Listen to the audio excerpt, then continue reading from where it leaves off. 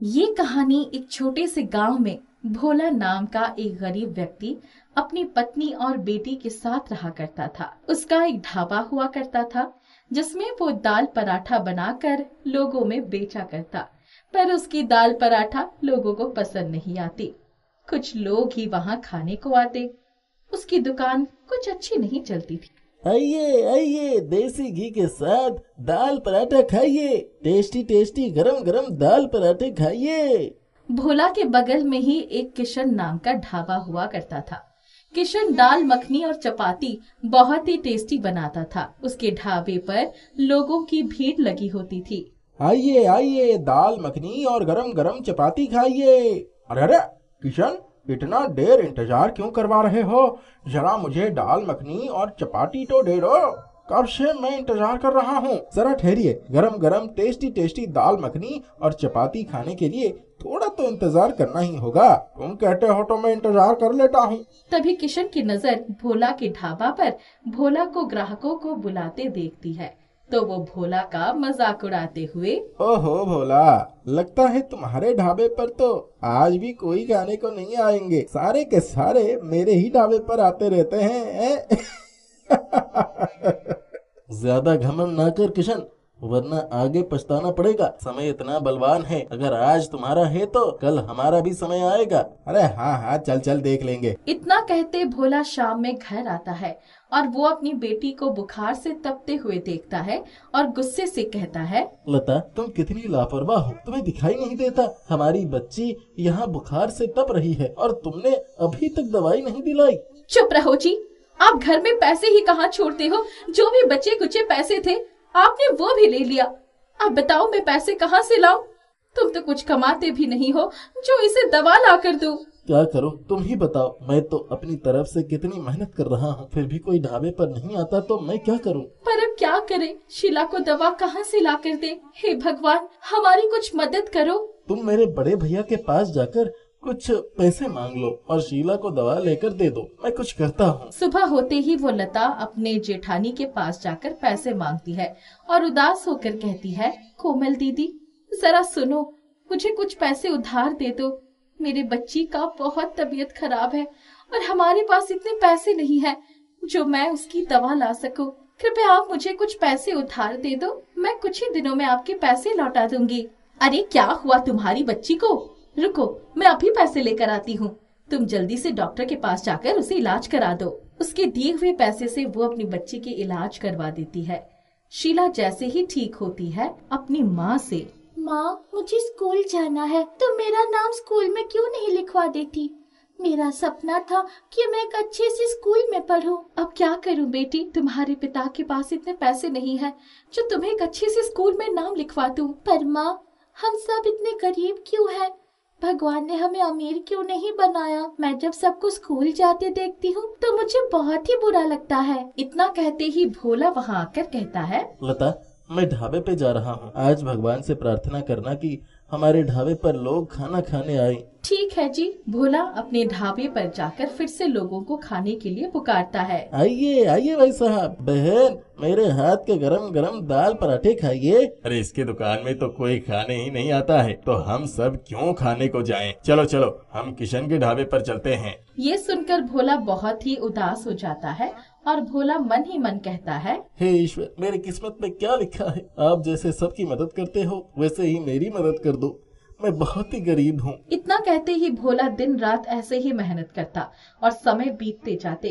कुछ दिनों बाद उसके ढाबे पर एक योगी बाबा आते हैं। जरा सुनो, मुझे खाने को कुछ दे दो। मैं बहुत दूर से तीर्थ यात्रा करके आया हूँ, मुझे बहुत जोरों की भूख लगी है। हाँ हाँ बाबा, क्यों नहीं, आइए आइए, मैं आपको खाना खिला देता हूँ। कोई ना सही, पर आप तो मेरे ढाबे पर आए हैं। आइए बाबा, यहाँ बैठिए, मैं अभी आपके लिए खाना लेकर आता हूँ। भोला बहुत ही आदर से योगी बाबा को खाना खिलाता है और वो योगी बाबा खाना खाकर बहुत ही खुश हो जाते हैं और कहते हैं, अरे वाह बेटा, तुमने तो बहुत ही अच्छा दाल पराठा बनाया है। इसे खाकर तो मैं संतुष्ट हो गया हूँ। योगी बाबा, अगर हमारे दाल पराठे इतने ही स्वादिष्ट होते तो आज हमारे दुकान में बहुत भीड़ लगती और लोग हमेशा हमारे दुकान पर ही आते, पर ऐसा नहीं है। तुम ये क्या कह रहे हो? तुम्हारे ढाबे पर कोई भी खाने नहीं आता? हाँ बाबा, हमारे ढाबे पर गांव के लोग कभी खाने नहीं आते, जिससे हमारा घर की स्थिति बहुत ही खराब हो गई है। हमारे पास इतने पैसे भी नहीं है कि मैं घर चला सकूं। हमारी एक छोटी सी बेटी है, वो एक अच्छे से स्कूल में पढ़ना चाहती है। मेरी तो इतनी भी औकात नहीं है कि मैं अपनी बेटी को उस स्कूल में पढ़ा सकूं। योगी बाबा को ये सब सुनकर भोला पर बहुत ही दया आ जाती है। योगी बाबा भोला से कहते हैं, मुझे तुम्हारी बात सुनकर बहुत बुरा लग रहा है और तुमने मुझे इतने आदर के साथ बिठाकर खाना खिलाया, इससे मैं और भी प्रसन्न हो चुका हूँ। मैं तुम्हारी मदद करना चाहता हूँ, जिससे तुम्हारी बिक्री होना शुरू हो जाए। ऐसा कहते ही योगी बाबा अपने मंत्र से एक जादुई दाल पराठा भोला को देते हैं। ये लो भोला, तुमने बहुत ही आदर के साथ हमें दाल पराठा खिलाया। आज मैं तुम्हें एक जादुई दाल पराठा देता हूँ, जिससे तुम्हारे ढाबे पर लोग खाने को आते रहेंगे। तुम इस जादुई दाल पराठा से जो भी कहोगे वो तुम्हारी इच्छा पूरी करेगा। पर याद रहे, तुम जब भी इससे कुछ मांगोगे तुम्हारा मन साफ होना चाहिए, तभी ये जादुई पराठा तुम्हारी इच्छा पूरी करेगा। धन्यवाद बाबा, धन्यवाद। और हाँ, मैं कभी भी अपने स्वार्थ के लिए कुछ नहीं मांगूंगा। मैं हमेशा ईमानदारी से काम करूंगा। ये सुनकर योगी बाबा बहुत खुश हो जाते हैं और वहाँ से गायब हो जाते हैं। इसके बाद भोला ढाबे पर अपनी जादुई पराठा के सामने मन से हाथ जोड़कर कहता है, हे जादुई दाल पराठा, कुछ ऐसा कर जो हमारे ढाबे पर लोग खाने के लिए आए और हमारे दाल पराठे बिकती रहे।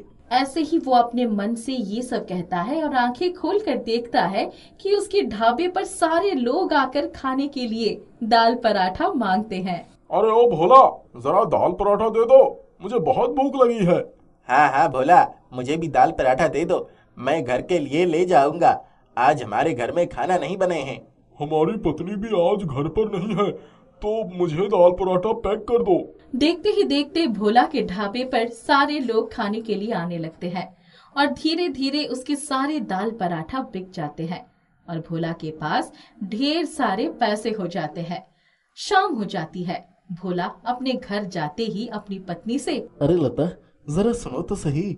आज देखो, हमारे पास एक योगी बाबा आए, जिसे मैं आदर के साथ खाना खिलाया था और वो खुश होकर मुझे एक जादुई दाल पराठा दिया और कहने लगे, तुम इससे जो भी अपनी इच्छा कहोगे वो पूरी हो जाएगी। और मैंने ऐसे ही अपनी मन की इच्छा कही और धीरे धीरे हमारे ढाबे पर भीड़ होने लगे और सारे दाल पराठा बिक गए और हमारे पास इतने पैसे हो गए कि मैं अपनी शीला का स्कूल में नाम लिखवा सकता हूँ। क्या आपने क्या कहा? मुझे तो विश्वास ही नहीं हो रहा है।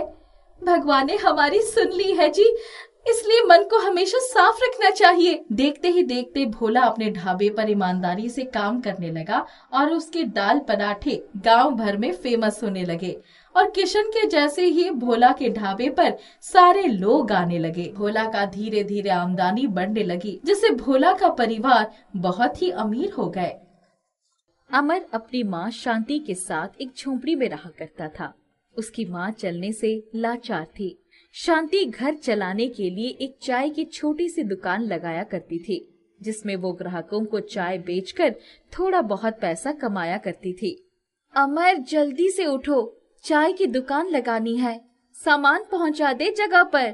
माँ, आज तो बारिश हो रही है, आज रहने दो। आज कोई भी चाय पीने नहीं आने वाला। उम्मीद पर दुनिया कायम है बेटा, हमें तो अपना काम करना है ना। आना और न आना उनकी मर्जी है। अगर हम चाय की दुकान नहीं लगाएंगे तो हमारा घर का खर्चा कैसे चलेगा भला? माँ, नींद बहुत आ रही है, रात को बहुत थक गया था। ठीक है, तो दुकान पर ही सो जाइयो, बस मेरा सामान पहुंचा दो। अमर इसी तरह से अपनी माँ शांति की मदद किया करता था। अमर चाय का सामान जगह पर पहुंचाकर अपनी माँ को वहाँ पर बिठा दिया करता था। एक बार शांति ने जब सामान चेक किया तो उसमें चीनी खत्म हो गई थी। उसने पास की दुकान से चीनी लाने के लिए अमर को भेजा।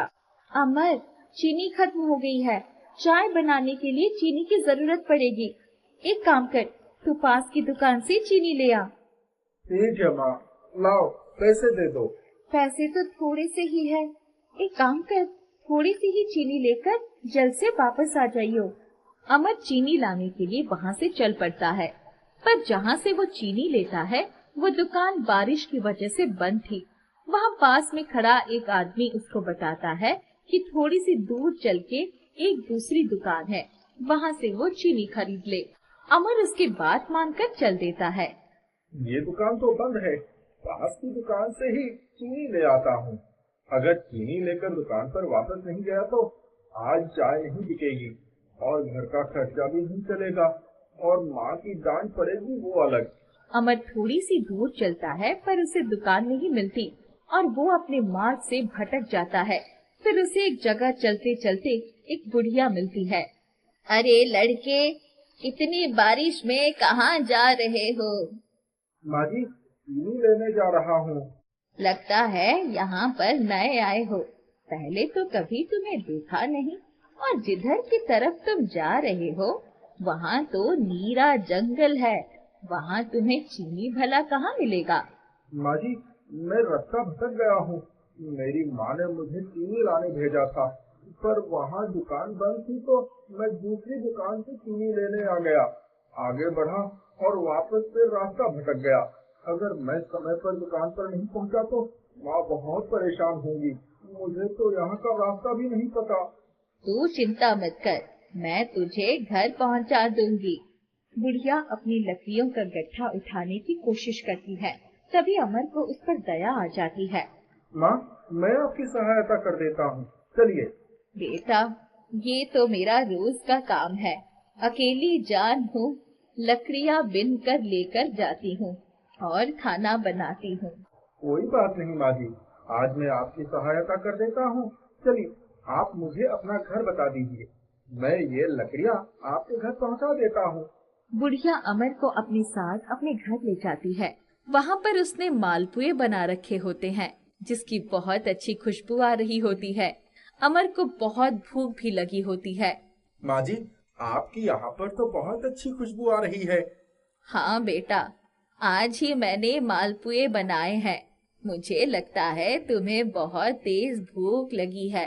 तुम बहुत देर के घर से निकले हुए हो। लो, मालपुए खा लो।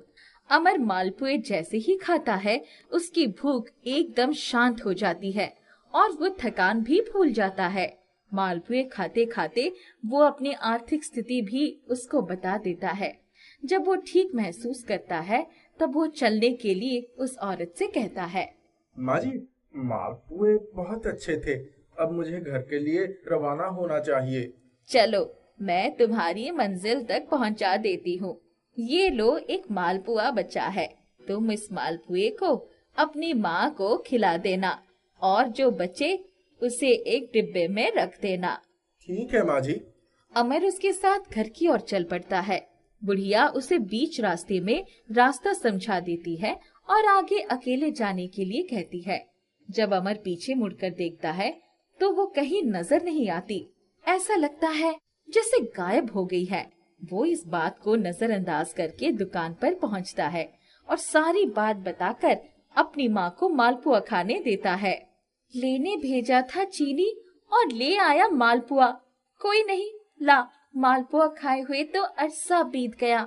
भगवान उसका भला करे जिसने तुझे मालपुए खिलाए और तुझे सही रास्ते पर भेज दिया।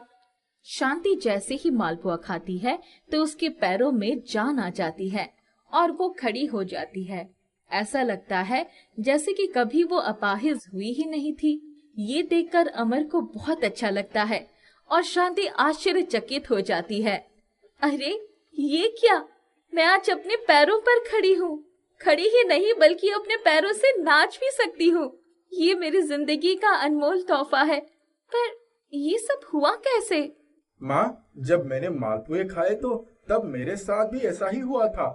मेरा शरीर मालपुए खाने से पहले बहुत थका हुआ था और जब मैंने मालपुए खाए तो ऐसा लगा जैसे कि मैं बिल्कुल भी नहीं चला हूँ और मेरी थकावट भी दूर हो गई। मुझे लगता है ये मालपुआ जादुई है। लाओ माँ, जो मालपुआ बचा है उसे मैं डिब्बे के अंदर रख देता हूँ। बूढ़ी माँ ने यही कहा था। ये लो, अब नहीं खाया जा रहा, इसको तो डिब्बे में ही रख दे। मालपुआ खाकर शांति जवान खूबसूरत युवती हो जाती है और उसकी बीमारी भी ठीक हो जाती है। सुबह उठकर जब दोबारा शांति मालपुआ खाने के लिए डिब्बा खोलती है तो उसकी आंखें फटी की फटी रह जाती है। ये क्या अमर, देखो इस डिब्बे में क्या हो गया। क्या हुआ माँ, मालपुआ खराब हो गया क्या? नहीं, मालपुए ने तो हमारी जिंदगी ही संवार दी। वो आधा डिब्बा हीरों से भरा हुआ था और आधा मालपुए से। अब शांति और अमर काफी अमीर हो गए थे, पर वो चाय की दुकान पर मालपुए बेचना नहीं छोड़ते। उनके मालपुए को जो भी खाता था वो स्वस्थ हो जाता था। उसकी पुरानी से पुरानी बीमार ठीक हो जाती थी। इस जादुई मालपुए ने तो हमारी जिंदगी ही बदल दी। कहाँ हम रोटी रोटी के लिए मोहताज थे और आज हम ऐशो आराम की जिंदगी बसर कर रहे हैं। हमें उस बूढ़ी माँ के पास दोबारा जाना चाहिए। हाँ माँ, तुम सही कह रही हो। उसके इस जादुई मालपुए का धन्यवाद तो करना बनता ही है। अमर और शांति उसी जगह पर झोपड़ी में जाते हैं, पर वहाँ वो बूढ़ी औरत नहीं होती। वो उसको बहुत तलाशते हैं पर वो नहीं मिलती। अब दोनों उस मालपुए को बूढ़ी औरत का आशीर्वाद समझकर अपने पास ही रख लेते हैं और जरूरतमंदों की सहायता करते हैं। वो हर हफ्ते मालपुए का भंडारा करते हैं और गरीबों का पेट भरते हैं, पर इस चीज का वो कभी भी घमंड नहीं करते। मीरापुर गांव में रहने वाला मोहन बहुत ही शरारती, जिद्दी और कामचोर लड़का था। उसके पिताजी गांव के बाजार में जलेबी की दुकान लगाते थे और उनकी जलेबियां पूरे गांव में बहुत मशहूर थी। मोहन अपने पिताजी की कोई मदद नहीं करता और हमेशा आवारा लड़कों की तरह गांव में घूमता रहता। अरे नालायक, कभी कुछ काम भी कर लिया कर। जब देखो आवारा घूमता रहता है। बेटा, जब तक मेरी उम्र हो चली है, जिंदगी का कुछ भरोसा नहीं, तो कुछ काम काज करना शुरू कर दे, नहीं तो मेरे बाद तेरा क्या होगा भगवान जाने। क्या पिताजी, जब देखो एक ही बात बोलते रहते हो। अभी तो मेरा आराम करने का समय है, जब समय आएगा कामकाज भी कर लूंगा। तुझे कितनी बार कहा है मेरे काम में सहयोग किया कर, जिससे तू भी कुछ सीख जाएगा, लेकिन तुझे तो कुछ समझ में नहीं आती। अरे ये जलेबी वलेबी बनाना मेरे बस की बात नहीं है। मैं तो कुछ बड़ा काम करूंगा। ना जाने कब अकल आएगी इसे, कब समझेगा ये। एक दिन मोहन के पिताजी का स्वर्गवास हो जाता है। उनके जाने के बाद घर की जिम्मेदारी मोहन पर आ जाती है। बेटा, जब तक तेरे पिताजी थे हम सबका पालन पोषण करते थे। उनके जाने के बाद अब ये जिम्मेदारी तुम पर आ गई है। अब तुम्हें ही कुछ काम धंधा करना होगा। माँ, पिताजी ने मुझे बहुत समझाने की कोशिश की थी, लेकिन मैंने उनकी एक ना सुनी। लेकिन अब आप चिंता मत कीजिए, मैं अपने परिवार की जिम्मेदारी उठाऊंगा।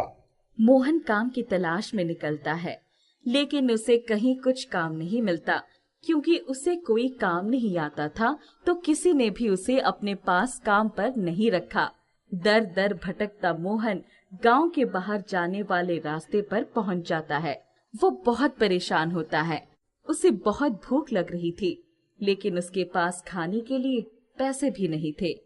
वो एक बड़े से पेड़ के नीचे बैठ जाता है और अपने पिताजी की कही बातें याद कर रोने लगता है। पिताजी, आप कितना सही कहते थे, लेकिन मैंने आपकी बात कभी नहीं मानी। आप हमेशा मुझे कुछ काम करने और जिंदगी में कुछ करने की सीख देते थे, लेकिन मैं आपके बातों को मजाक में टाल देता था। आज मुझे अपनी गलती का एहसास हो रहा है। काश मैंने आपकी बात मान ली होती और आपसे जलेबियां बनाना सीख ली होती, तो आज मुझे यहाँ वहाँ काम की तलाश में भटकना नहीं पड़ता। मोहन रोते रोते खुद से बातें कर ही रहा था कि तभी उसके सामने एक बूढ़ा आदमी आकर खड़ा हो जाता है। अब क्यों रो रहे हो? जब तक पिताजी थे तब तक तो तुमने उनकी एक ना सुनी, और आज पछतावा हो रहा है तुम्हें। आप कौन हैं और मुझे कैसे जानते हैं? मैं कौन हूँ और तुम्हें कैसे जानता हूँ, ये जानना तुम्हारे लिए जरूरी नहीं है। फिलहाल तुम्हें अपनी परिवार के बारे में सोचना चाहिए। उनके पालन पोषण के बारे में सोचो। वही सोच सोच कर तो मैं परेशान हूँ बाबा, कहीं कुछ काम नहीं मिल रहा है। बूढ़ा आदमी मोहन को एक जलेबी का बड़ा सा टुकड़ा देता है। ये लो, ये जलेबी लो और जाकर अपने पिताजी की दुकान में बनाना शुरू कर दो। लेकिन मुझे तो जलेबी बनानी आती ही नहीं है। तुम चिंता मत करो, ये जलेबी जो मैंने तुम्हें दी है, इसे वहां रख देना जिसमें तुम्हारे पिताजी जलेबी बनाते थे। उसके बाद वो कढ़ाई जलेबियों से भर जाएगी और तुम उसे बेचकर पैसा कमा सकते हो और अपने परिवार की जरूरतों को पूरा भी कर सकते हो। मोहन जलेबी लेकर अपने पिताजी की दुकान पर जाता है और बूढ़े बाबा को उनके कहे अनुसार जलेबी को कढ़ाई में रख देता है और उसके आश्चर्य का ठिकाना नहीं रहता जब वो देखता है कि कढ़ाई जलेबियों से भर गई है। उन जलेबियों की खुशबू इतनी मनमोहक थी कि लोग मोहन की दुकान की तरफ आने लगते हैं। देखते ही देखते दुकान पर ग्राहकों की भीड़ लग गई। मेरे लिए 1 पाव जलेबी दे देना। मेरे लिए भी 1 पाव। अरे मोहन, मेरे लिए आधा किलो जलेबी तोल देना।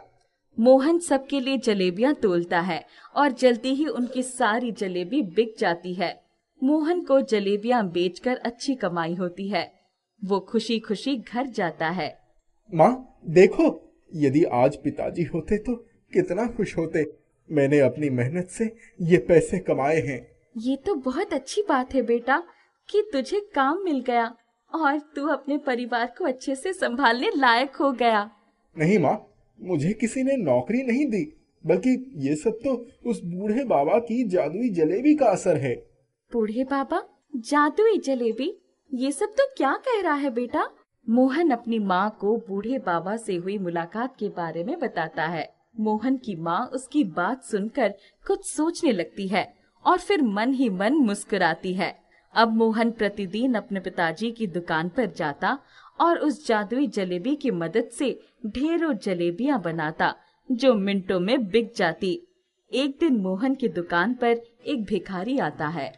बहुत भूख लगी है बेटा, कुछ खाने को दे दो। मोहन अपनी दुकान से 2 जलेबियां उस भिखारी को दे देता है। भिखारी मोहन की दुकान के अंदर बहुत ध्यान से देख रहा था, जैसे कुछ ढूंढ रहा हो। असल में वो भिखारी दूसरे गांव में रहने वाला चंदू हलवाई था, जो मोहन की जलेबियों की तारीफ सुनकर भेस बदलकर उसकी जलेबियों की विधि चुराने आया था। ये जलेबियाँ तो वाकई बहुत स्वादिष्ट हैं। मुझे छुपकर उसकी जलेबियों की विधि को देखना होगा, ताकि अपने गांव जाकर मैं भी इसी तरह पैसे कमा सकूं। चंदू मोहन की नजर बचाकर दुकान के अंदर छुप जाता है। मोहन अपनी जादुई जलेबी निकालता है और उसे कढ़ाई में डालता है और देखते ही देखते कढ़ाई जलेबियों से भर जाती है। चंदू ये सब छुपकर देख लेता है। अच्छा, तो ये बात है, ये सब इस जादुई जलेबी का कमाल है। मुझे ये जादुई जलेबी चुरानी होगी। रात को जब मोहन जलेबियां बेचकर दुकान बंद करके घर चला जाता है, तो चंदू चुपचाप वहां आता है और वो जादुई जलेबी ढूंढने लगता है। वो जादुई जलेबी को दुकान के कोने कोने में ढूंढता है, लेकिन उसे वो जलेबी कहीं नहीं मिलती। आखिर इस मोहन के बच्चे ने जलेबी कहाँ रखी है? कब से ढूंढ रहा हूँ। दिन में जब उसकी दुकान में देखा था तब तो वो यही पड़ी थी, लेकिन अब कहाँ चली गई? तभी उसे दुकान में एक आवाज आती है। वो जलेबी तुम्हें कभी नहीं मिलेगी। अरे कौन है यहाँ? हिम्मत है तो सामने आओ। तभी उसके सामने वो बूढ़े बाबा आ जाते हैं। चंदू उन्हें देखकर बुरी तरह से डर जाता है। कौन हो तुम और यहाँ कैसे आए? मैं इस दुकान का मालिक हूँ। ये मेरी दुकान है और वो जलेबी भी मेरी है। तुम्हारी दुकान? झूठ मत बोलो तुम। ये दुकान तो मोहन की है। तुम कौन हो? मैं मोहन का पिता हूँ। मैंने अपने बेटे को कितना समझाया कि वो मेरे साथ काम करे और कुछ सीखे, लेकिन उसने मेरी एक ना सुनी और मेरी मृत्यु के बाद जब उसे कोई काम धंधा नहीं मिला तो मुझे उसकी मदद के लिए आना ही पड़ा। क्या मृत्यु हो चुकी है? मतलब तुम एक भूत हो? भूत भूत, भागो, बचाओ। चंदू वहां से भाग जाता है और फिर कभी वापस नहीं आता। मोहन अपनी जादुई जलेबी के जादू से खूब जलेबियां बनाता और बेचता। जल्दी ही उसके और उसके परिवार के दिन बदल गए और उसका जीवन खुशियों से भर गया।